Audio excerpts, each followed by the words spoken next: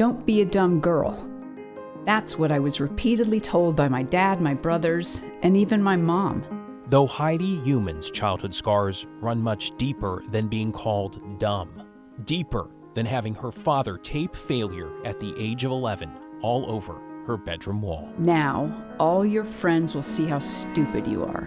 It was living inside of me, and I needed to get it out, so I just started writing the stories. My name is Heidi Yewman. I'm a gun violence prevention advocate, documentary filmmaker, and a survivor. A survivor of prolonged emotional and physical abuse at the hands of the person she trusted the most. And one of my biggest cheerleaders.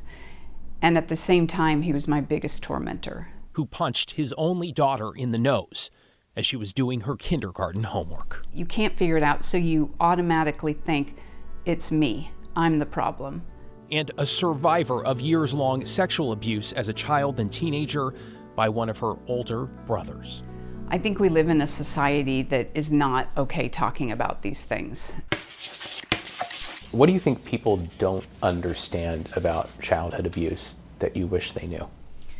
I think they don't understand the shame.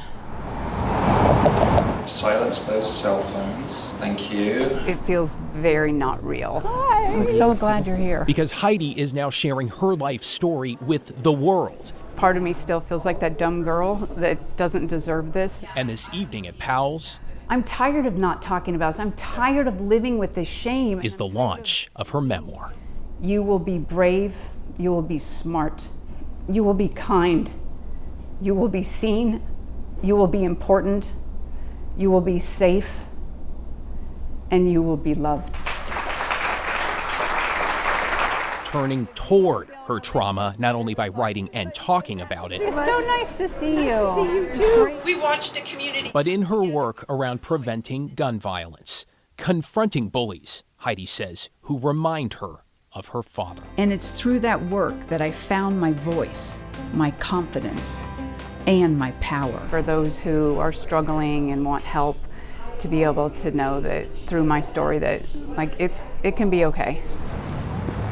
At Washington Park, we meet Heidi's husband, Dave. You want to do that again? Her solid rock through it all, she says. He's incredible. It's hard to not be emotional. The couple just celebrated their 35th anniversary, though it's clear the darkest memories live just below the surface. And suddenly I hear this, no, from the bedroom. So I go, she's having a nightmare. And I was like, oh. Like the pain for her. I didn't know. Holding me in those moments, waiting for it to subside, telling me I'm okay. And their biggest victory, Heidi says, raising two healthy children, both now flourishing adults. Basically, I did all the things I wish had been done to me, right? And whether she's standing up for others. I have a voice, I have a story, I matter, and our traumas matter. That's what's shaped us. Or savoring the safety she never knew growing up. This is cool. I really hope this helps people. Heidi is certain that even though she knows she will, to some extent, always live with the questions and the shame. This is just an internal scar that I'll always have. Talking about her path out of childhood trauma is her way to find a sense of purpose and perhaps eventually peace. Because that's what breaks the shame, and that's what breaks the cycle. When we live in shame, then we can't prosper and we can't thrive. And so we've got to talk about it.